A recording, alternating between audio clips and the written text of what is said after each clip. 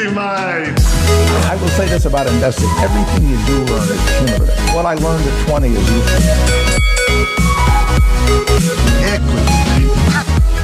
G'day Equity Mates, and welcome back to another episode as we follow our journey of learning to invest. Now, whether you're an absolute beginner or approaching Warren Buffett status, our aim is to really help break down your barriers from beginning to dividend. While we are licensed, we are not aware of your personal circumstances. So any advice on this show is general advice. All information is for education and entertainment purposes only. With that said, my name is Bryce, and as always, I'm joined by my equity buddy, Ren. How are you going? I'm very good, Bryce. Great to be here for this episode. I wasn't here for this interview, unfortunately. The trend continues. Taking a self-described, well-deserved break. Yes. Now, I had the pleasure of sitting down with Elisa Di Marco from Magellan, and we spoke about companies. It was an ESG focused interview, but specifically looking at companies that are driving real world change when it comes to the sustainable practices that they're implementing into their business operations. It's all well and good for some businesses to have their ESG reports, but is it actually making a difference? Yeah, I think this is a trend that we're seeing more and more in the ESG landscape, and one that I certainly think is a positive trend. I think the first iteration of ESG was just about get rid of the bad stuff, like just see no evil, hear no evil, speak no evil. Is that the saying? Yeah.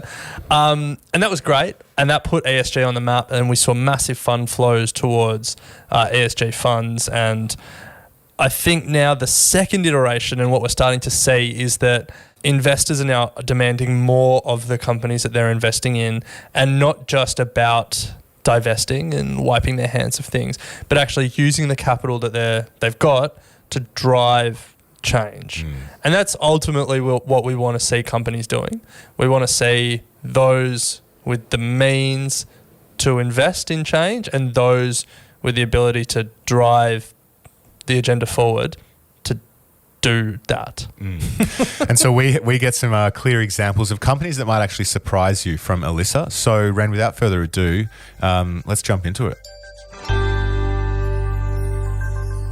Well, Elisa, welcome to Equity Mates. It's a pleasure to have you in the studio. Thanks, Bryce. Great to be here. So Elisa is a portfolio manager and ESG analyst at Magellan, as we discussed in the intro. And today we're going to be unpacking real-world outcomes from companies that might surprise us when it comes to what they're doing to drive change in the world of sustainable practices. Now, this is an episode brought to you by Magellan, and thank you for the support of this episode.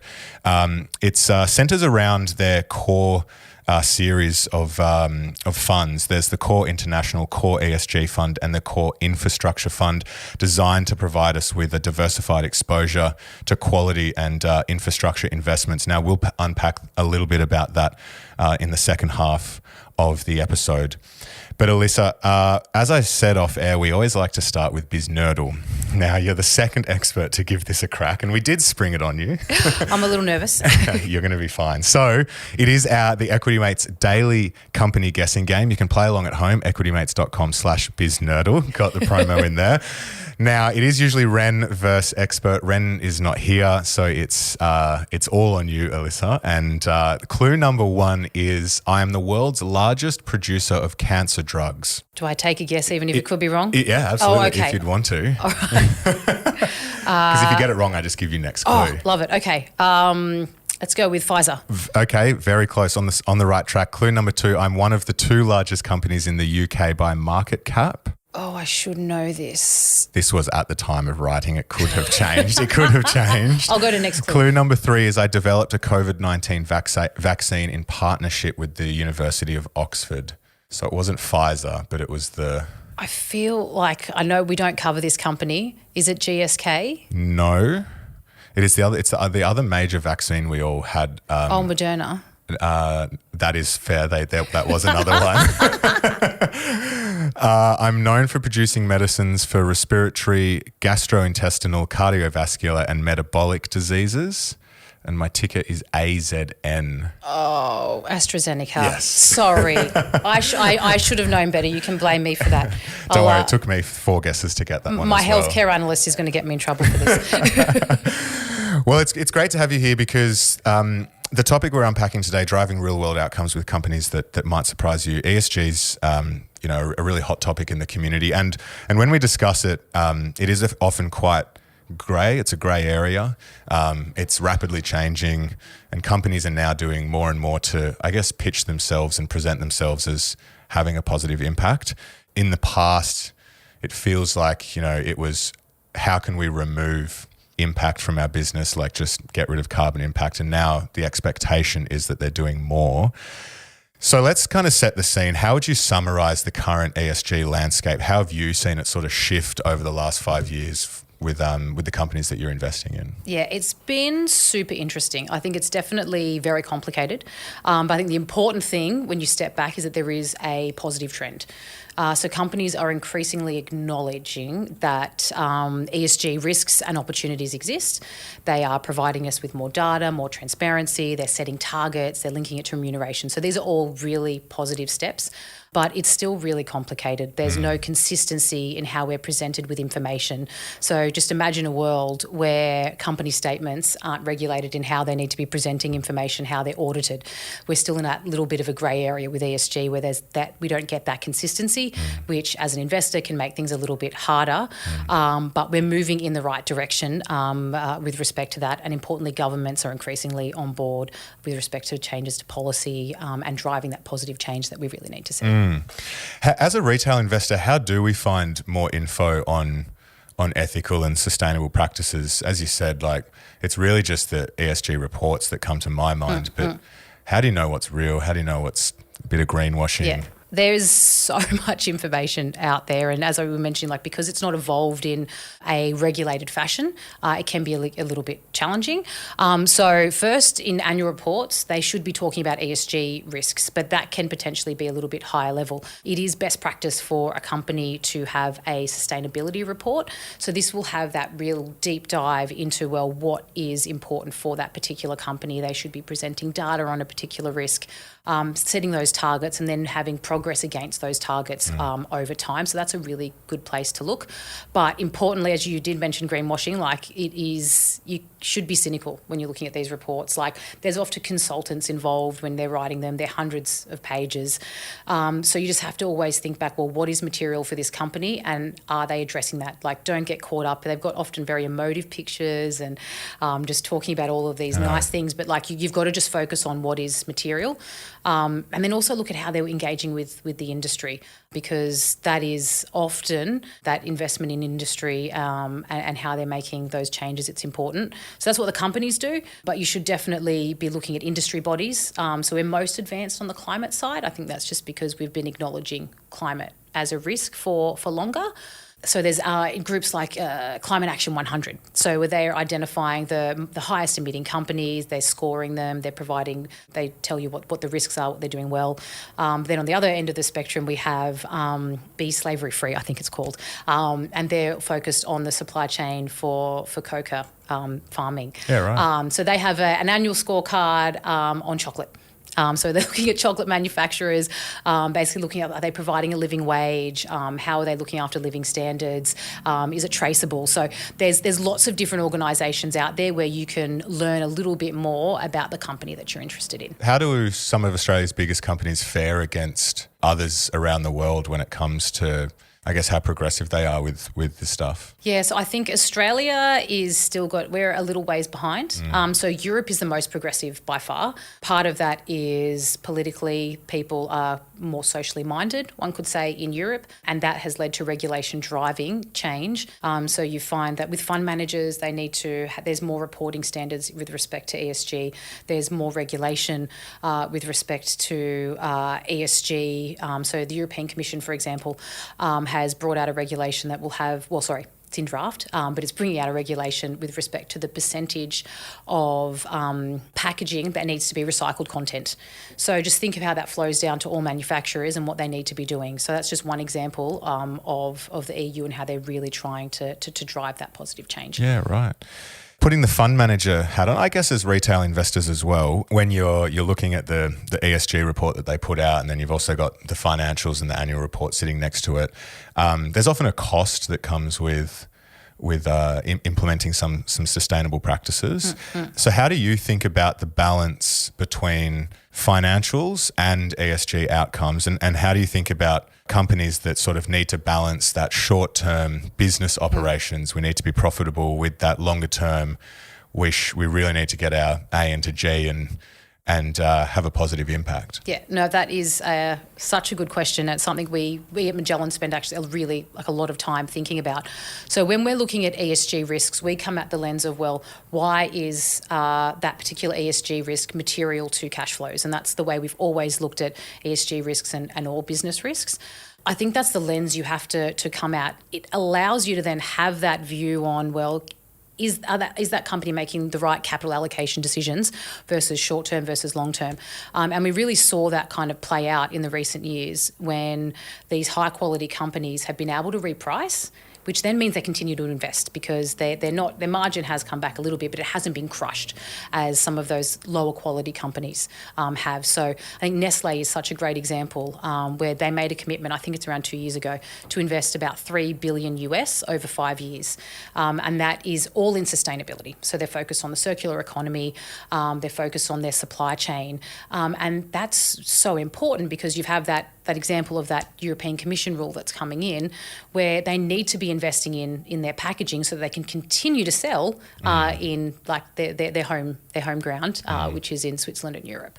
So it's you can no longer sit on the sidelines and wait. You really need to be investing for the future. But how would you look at that? How do you know enough's enough, or if it's too much? Like if they were to come out and say 4 or 5 billion as an investor, you're like, wow, that's actually too much and is going to have a material impact on your business. How do you balance that? Yeah, it's not an easy thing to answer, and a big part of how we get a sense of, well, what's the right amount is one, understanding, well, how material is that risk, how much can it impact cash flows, and how much they need to be investing.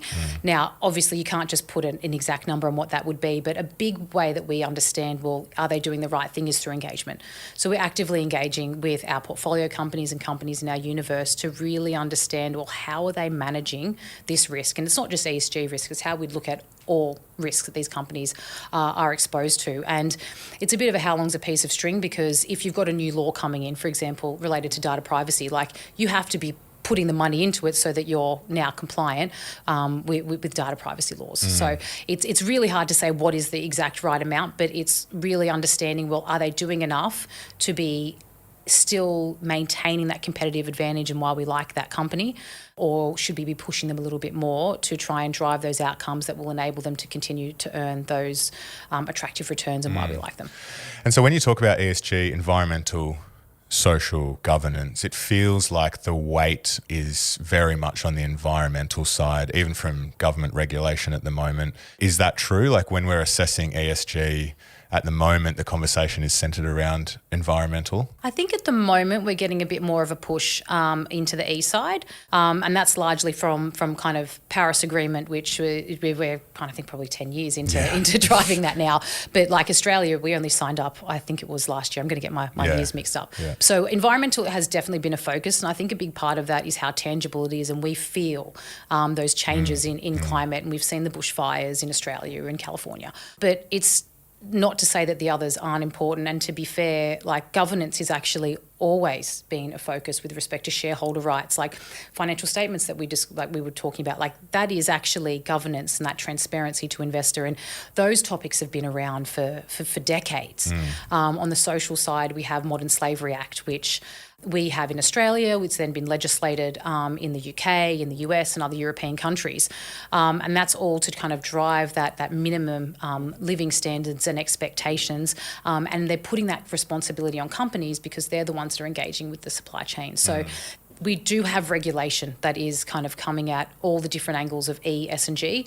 I think climate's the one that often just gets the most focus, just because there's a lot that we as a consumer can be doing as well, and companies also, like they're needing to be investing, but it does come down to the consumer making that change to use renewable, for example, to use a reusable bag. Like companies can and the government can push you, but we've got to change to really drive that. How on earth is Qantas going to get to, haven't they said by 2050 or something they're going to be at zero emissions or something like that? Like how on earth is that going to happen and play out? Yeah, so this is the really interesting thing with the climate targets. So for some companies, like a financial services company, we could confidently say by 2050 we'll be net zero. But for a company like Qantas, they have visibility over the next 5 to 10 years. But what's important is that investment that we were talking about, where they've got to now be investing themselves with industry groups on new technology that has those biofuels that might have electric to then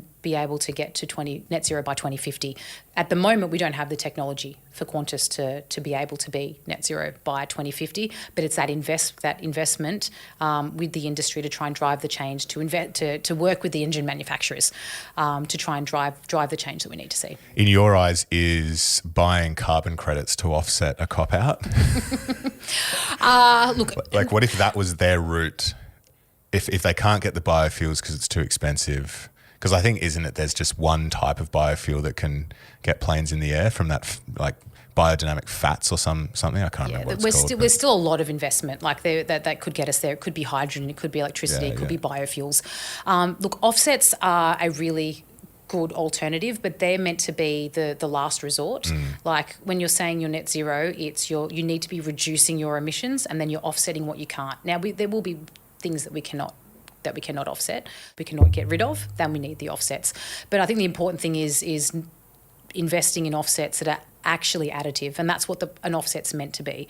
It's meant to be something that is new and additional versus just buying a forest, for example. It's actually planting new trees, right? So I think we've got to get a lot more into the weeds as to what the offsets are and actually challenging companies on how they're using them. Yeah.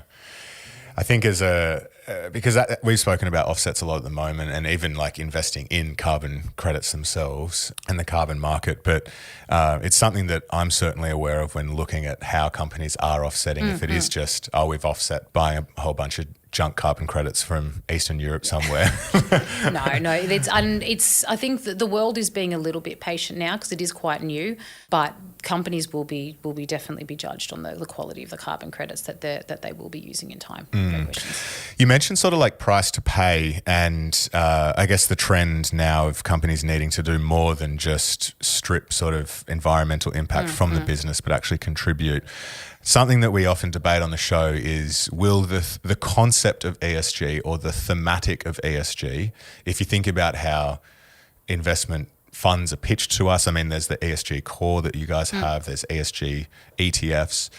Will that be a thing in 10 years' time? Will ESG be a label, or will we be at a point where it is just expectation that companies are doing the right thing and it won't be a mark of differentiation?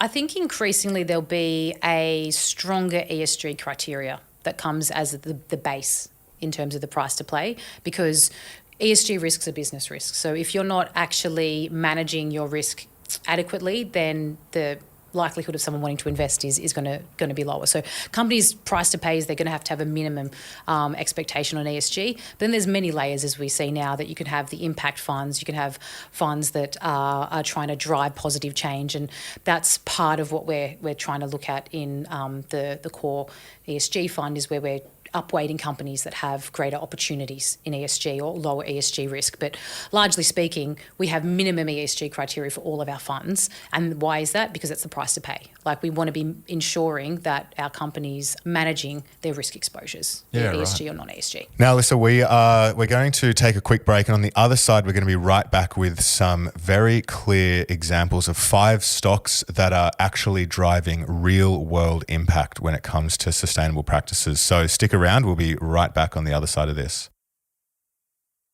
So I'm here with Magellan Portfolio Manager and ESG Analyst Elisa Di Marco, and we're discussing how companies are actually driving real-world outcome when it comes to ESG and sustainable practices. But before we get to some specific stock examples, obviously ESG covers a broad range, as we said, environmental, social, governance, however you want to really define it. And it feels like if the company is focusing on one aspect, they might not be doing so well, or focusing on another aspect. And just before the break, you said the minimum expectation will likely only get higher. How do you decide as an investor where you weight your E, your S, or your G, and what is important for your companies that you're investing in? Yeah, no, that's such an important thing to focus on. As we mentioned, like you can have a sustainability report and they can bring up all the different types of risks, but it's important for us investors to focus on what is material. And that's not an easy thing to necessarily do, because there's over 30 ESG risk categories that are out there. But the way to understand it is to really just get to know your company, get to know your industry, to really know, well, what is material for my company. So we've mentioned data privacy, and like you just think through the different industries and sub-industries. So for a bank, super important. They have got pretty much all of your details. They know your financial history and your current financial health. Like you don't want anyone getting to know that information, so they need to invest a lot of money.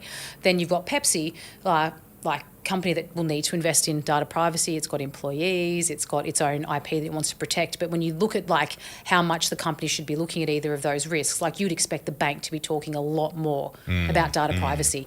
And so it's just really thinking about, well, what is going to impact cash flows for my company? There's a group called SASB. So they're I'm not going to, it's an acronym soup and I'm going to get it wrong. But anyway, look up SASB, it'll come up on the internet. And they've got a thing called the materiality map. And so here they get industries and sub-industries and they identify for those industries, well, what they view to be material. And it's just a nice starting point, really, so that you can kind of think of, well, is my company talking about a risk that a reputable board is saying should be important for this industry? Yeah, right. So if CommBank comes out and starts talking about they're going to only be focusing on carbon footprint, you're kind of like, you're missing the mark here a bit with what's actually going to impact your business going forward. Yeah, exactly.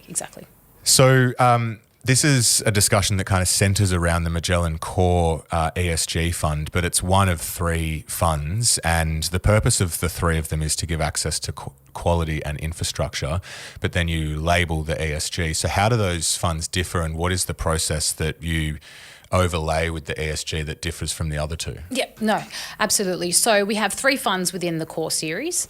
And so what they're doing is taking Magellan's DNA, so that's our proprietary definitions on a quality company, so identifying those companies that can generate those sustainable, attractive returns into the future, and also our definition on infrastructure. So here we want that regulated return is what we're really focused on. So we have our definitions of quality and of infrastructure, and that gives us our investable universe.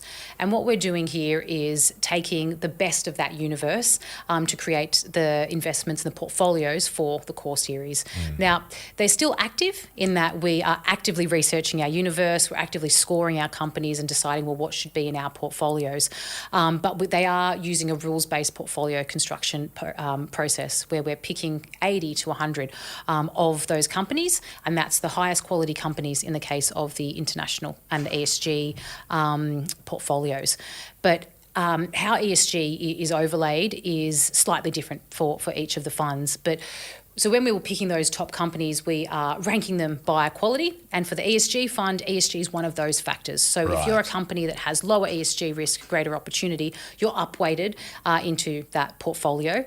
In addition, there are ESG exclusions, for example, alcohol and gaming as part of that. So our universe is slightly different. So when you say low ESG risk, you look at it from the point of view of what, like they're managing ESG so that it's not going to be a long-term risk for them? Is that what you mean? Not necessarily, no. So when we're determining quality, we are scoring companies on 6 factors, one of which is ESG. Yeah. So we will rate them from low to high on what that ESG risk is, but it's not just the risk itself, it's how it's being managed. Every company is exposed to ESG risks. No company is perfect. They're all trying to drive change and going in the right direction. And we're really focused on that credibility of management and how they're able to manage the risk that they are exposed to. So the way the portfolio construction process works is that we're upweighting companies that either have a lower risk or higher ESG opportunity and downweighting the vice versa. So you'll still get in with having exposure to an ESG risk, but we're focused on those companies that are either trying to drive that positive change or they're managing that risk better than peers, for example. Yeah, gotcha. Well, I think that's a great segue into stock-specific discussion, and I'm really looking forward to this because it's all great to speak the theory and you can invest in ETFs that give you exposure to ESG and funds as well, but really understanding how you think about it at stock level is where we can actually learn quite a lot. So we've got a number of stocks here from the portfolio, each driving change in a different way. So let's start with L'Oreal. I think firstly, who are they for those that have no idea, and how are they driving real world outcomes? Yeah, L'Oreal is the largest beauty company in the world. They're based in France, so they're exposed to that increased regulation from Europe, and that's part of, you can really see that it embodies L'Oreal as a brand. So it has, I think, thousands, it would be, of different beauty brands, ranging from mass market up to prestige. And so with respect to L'Oreal and its ESG credentials, it has been investing in packaging for decades. It's been investing in reducing the use of raw materials in its packaging. It's been investing in recycling. It's investing in the sustainability of accessing its raw materials. And this is really important given that regulation of the European Commission that we've mentioned. And what's interesting with L'Oreal and how they bring it all together is that they have that luxury prestige brands, which means they get a better margin. They can invest more in packaging or the use of bio ingredients, which then will trickle down into their mass market over time. So they have this really unique proposition where they can invest where people are willing to pay for it, and then it trickles down into that more mass market products that they have. Interesting. So you almost see that as a competitive advantage in a way against well, I guess competitors. Yeah, absolutely. And what's, I suppose, when we think about what we've spoken about, it's, well, how are L'Oreal demonstrating to us that what they're doing is genuine? And that's very much all about that transparency, disclosure of what they're up to, as well as those targets.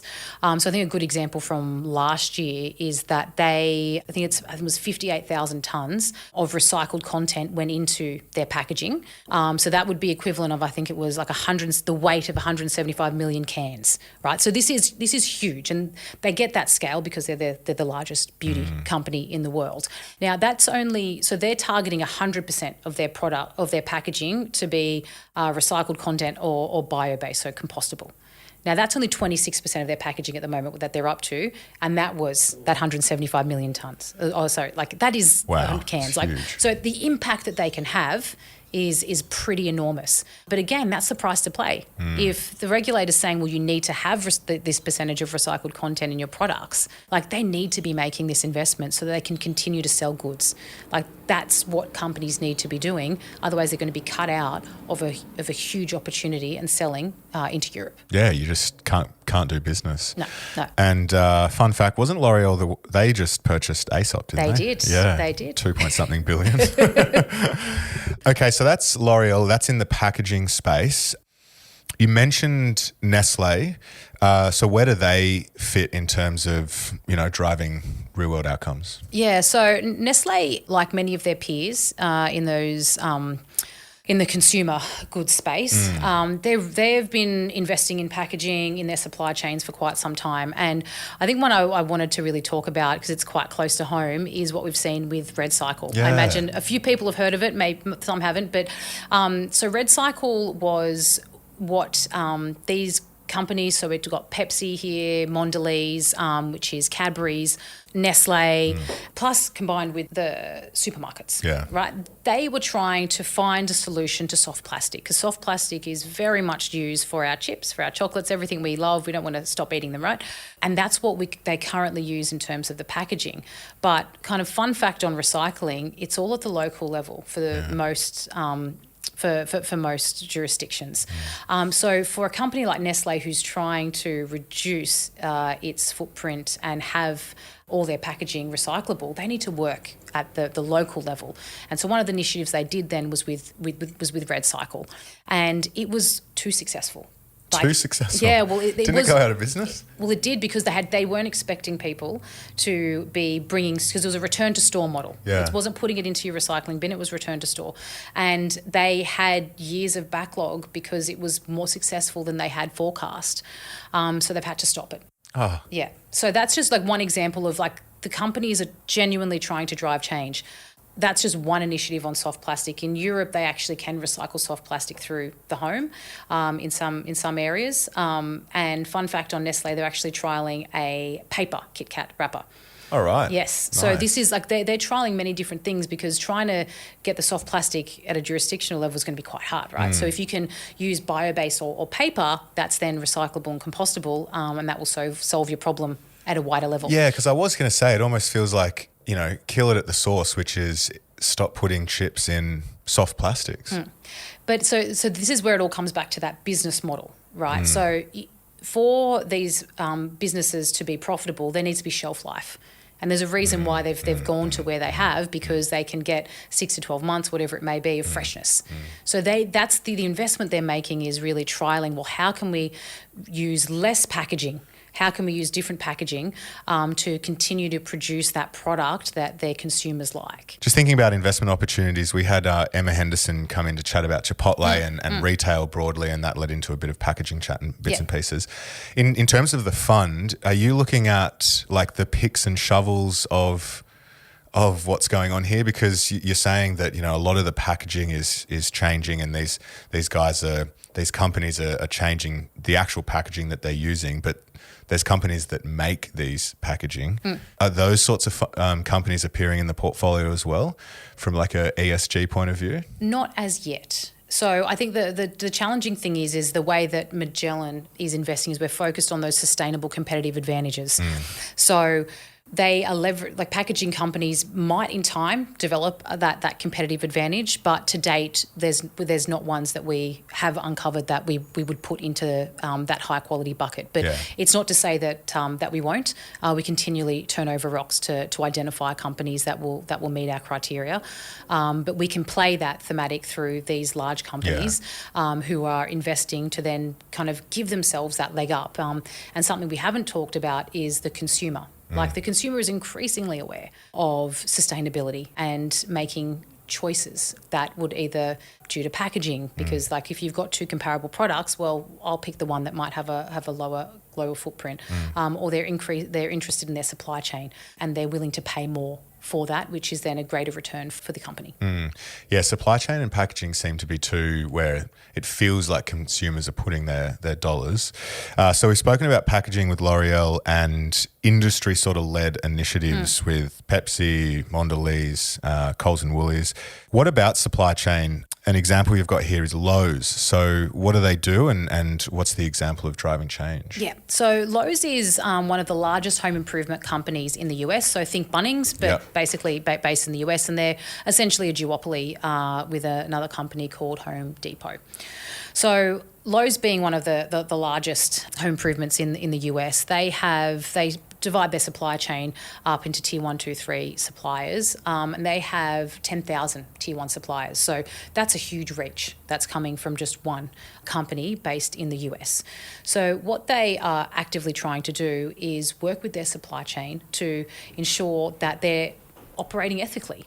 So they have minimum standards for these tier 1 suppliers with respect to paying a living wage, with respect to minimum labour conditions, and many other factors. So this is just one example of how a company that's selling over $90 billion worth of goods is actively working with their supply chain to make sure that there are minimum standards. They then audit these companies on a sporadic basis, and they're not perfect, but they're increasingly working to work on higher risk geographies and trying to drive that change, which will then have that flow on impact because other companies will be using those suppliers. And it's really interesting and just positive to see how companies are evolving to try and drive that change and be more ethical. Massive task, but also massive impact to business because, traditionally a lot of these companies go overseas for cheaper labour and different sort of working conditions. But I can only imagine that as time goes on and they need to ensure that there is a standard being met, it does become a bit more expensive. So totally understand what you're saying about assessing the impact on business operations. What are your thoughts on the recent news of, I think it was HelloFresh finding out that their supply chain had monkeys picking coconut milk? Ethical or not? Well, It's like...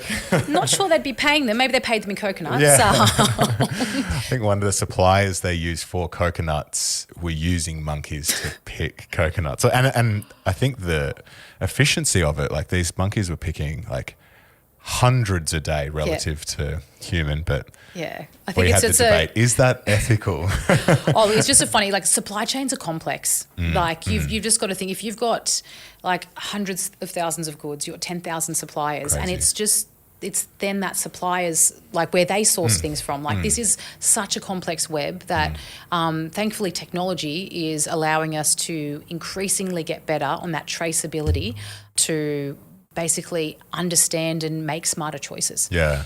I used to work at Woolies, and even their supply network is just, it's enormous, and I can only imagine how complicated it can be. It's also complicated to, I guess, communicate that message as well to us as consumers.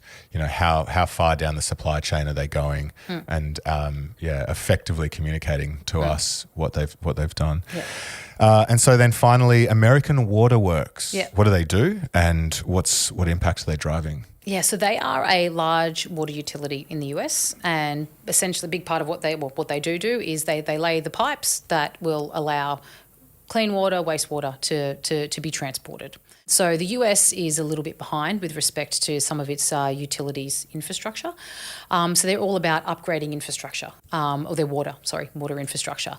And what's really cool with what they're doing is it's part of that replacement cycle. In some cases, they're actually replacing wooden pipes, and it's making sure that the pipes in general are of a standard that means that we're not getting the burst water pipes, we're not getting water seepage. And that's really important as we come into a world where water is becoming increasingly scarce in some areas, because I think the stat is like every 2 minutes a water main bursts, right? And so then you've got the seepage on top of that. So I think every day it was like 9,000 swimming pools of water that gets wasted. So part of their investment is to basically reduce that water that's being wasted, because water is quite precious.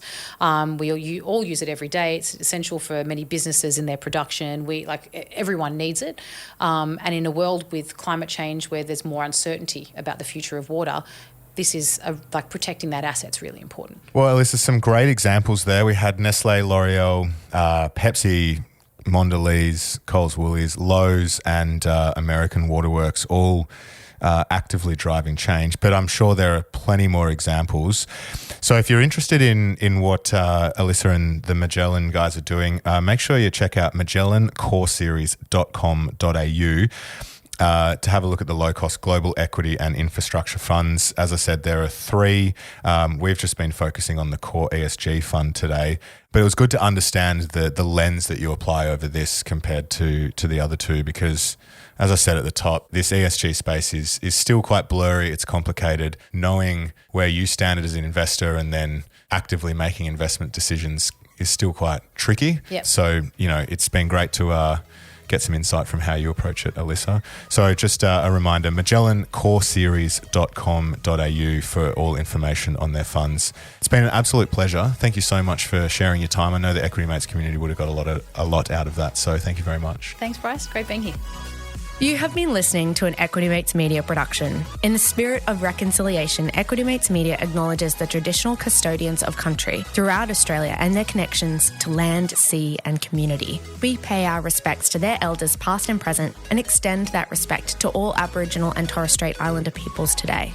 This podcast is intended for education and entertainment purposes. Any advice is general advice only and has not taken into account your personal financial circumstances, needs, or objectives. Before acting on general advice, you should consider if it is relevant to your needs and read the relevant product disclosure statement. And if you're unsure, please speak to a financial professional. The hosts of this podcast and their guests may have positions in the companies mentioned. Equity Mates Media operates under an Australian Financial Services Licence 540697.